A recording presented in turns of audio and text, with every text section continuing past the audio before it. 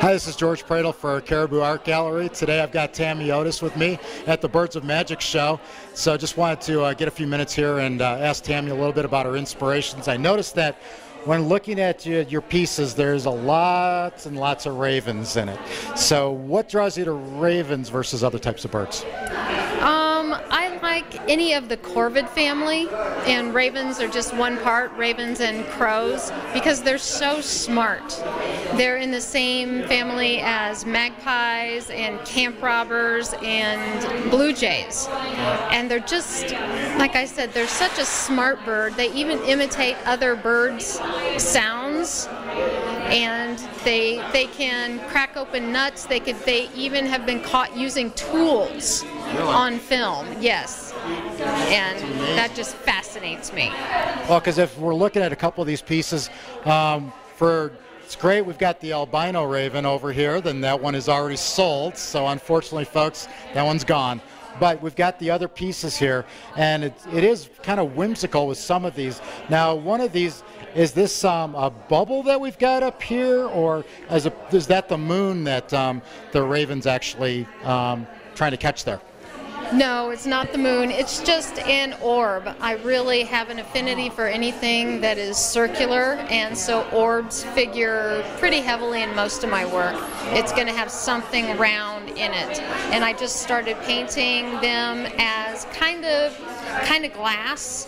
I just make it up as I go. I don't have anything to go by, so then they're all different. They all end up being different things and meaning different things. And I never really know what it's going to be until it's done.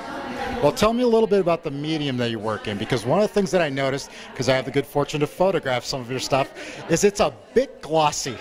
So tell me a little bit about the way that you do your work and kind of the way that you do it.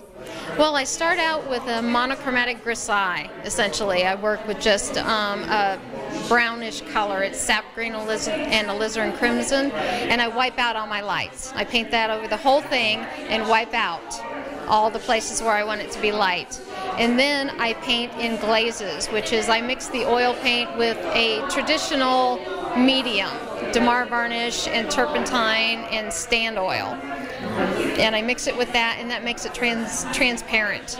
So each painting has 20 to 50 layers on it, because I'll paint a colored glaze on it after I have this monochromatic grisaille, and then I paint into that glaze.